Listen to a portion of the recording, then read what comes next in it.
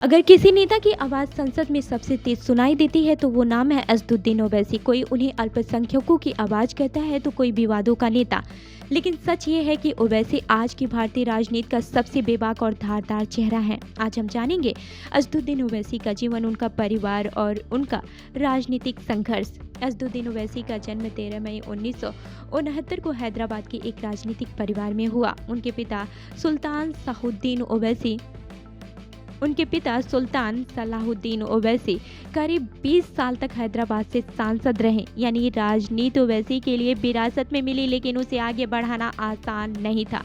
उनके दादा ने एआईएम को दोबारा खड़ा किया, जिसे आगे चलकर ओवैसी ने राष्ट्रीय पहचान दिलाई। ओवैसी ने निजाम कॉलेज, उस्मानिया यूनिवर्सिटी से ग्रेजुएशन किया। इसके बाद से वो लंदन के लिंकन इन से बैरिस्टर बने। यहीं से उनकी सबसे बड़ी ताकत बनी कानून की गहरी समझ और धारदार तर्क।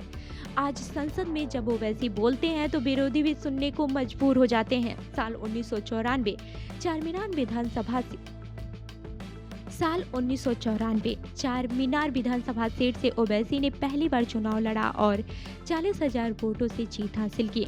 1999 में उन्होंने और भी बड़ी जीत दर्ज की, करीब 93,000 वोटों से। लेकिन असली परीक्षा आई साल 2004 में। 2004 में उनके पिता ने स्वास्थ्य कारणों से चुनाव नहीं लड़ा और असदुद्दीन ओवैसी को मैदान में उतारा। हैदराबाद लोकसभा सीट, जहां मुकाबला आसान नहीं था, लेकिन ओवैसी जीते और फिर साल 2009, 2014 और 2019 लगातार जीतते रहे। आज ओवैसी चार बार के सांसद और एआईएम के राष्ट्रीय अध्यक्ष हैं।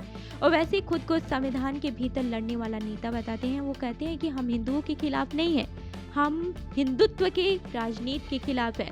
चाहे मुस्लिम आरक्षण का मुद्दा हो, दलित और पिछड़े मुसलमानों की बात हो या फिर संसद में सरकार से सवाल, ओवैसी कभी पीछे नहीं हटते।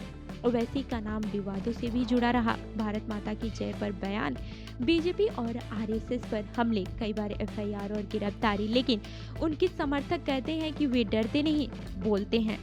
यही बेबाकी उन्हें अलग बनाती है। असदुद्दीन ओवैसी शादीशुदा हैं और 6 बच्चों के पिता हैं। उनके भाई अकबरुद्दीन ओवैसी तेलंगाना विधानसभा में एआईएम का चेहरा है।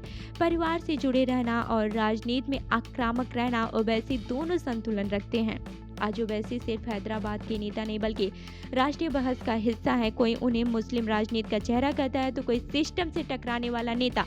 लेकिन एक बात तो साफ है, ओवैसी को नजरअंदाज करना अब किसी के लिए आसान नहीं है। अब सवाल ये है कि क्या ओवैसी देश की राजनीति में एक नई धारा बन पाएंगे या फिर वो एक तेज आवाज बनकर ही रह जाएंगे। आपकी क्या राय है, हमें कमेंट करके जरूर बताएं। तो ओवैसी की ये कहानी आपको कैसी लगी, हमें कमेंट करके जरूर बताएं। और ऐसी ही अन्य कहानियों के लिए हमारी वेबसाइट www.prpnewsindia.com पर विजिट करें। धन्यवाद।